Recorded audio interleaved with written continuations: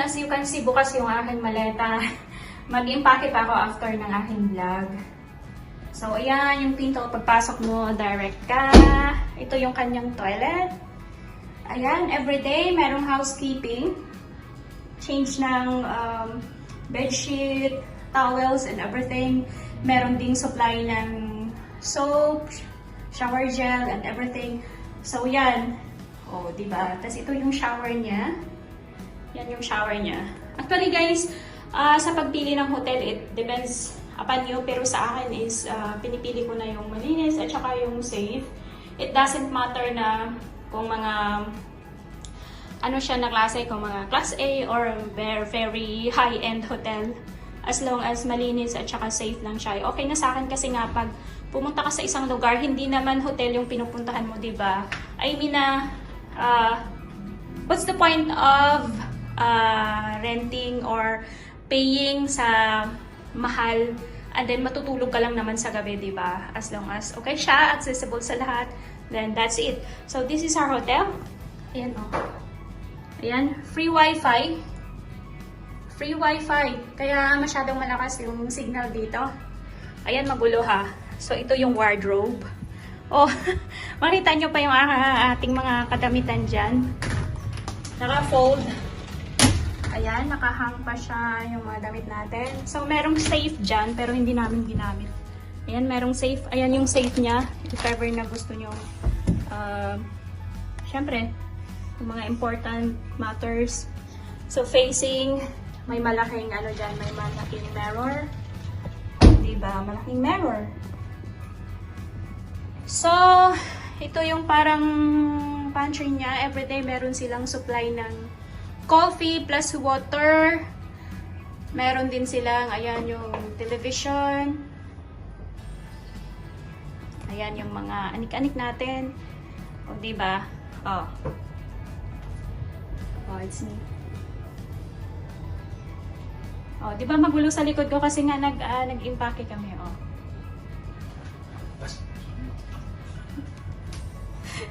Ayan, lumayas. Oh. Tapos ito. Oh. Ayan, so dyan nakatago yung ating mga. Yan, so tapos sa ilalim, yan yung mga shoes nakalagay. Oh, merong mini ref. So, ayan. Oh, diba? Merong beer pang naiwan. Oh, pero walang laman yan. Ayan, guys. So, yun yung mga ano natin. So, ito, merong balcony dyan. Merong balcony sa kaya maliwanag. So, ito yung ating bed. Yan yung ating bed. Ang gulo kasi nga nag-impake kami, ha. Mag-check out kami ng 4. Kaya yan. Oh, nakalatag lahat. See? Uy, meron pang nahagip. Ano yun? Tapos dito, merong dalawang side table. Lagayan mo rin ng, ayan. Lagayan mo rin ng mga personal na belongings mo. O, diba? So, guys, nakuha ko lang ito.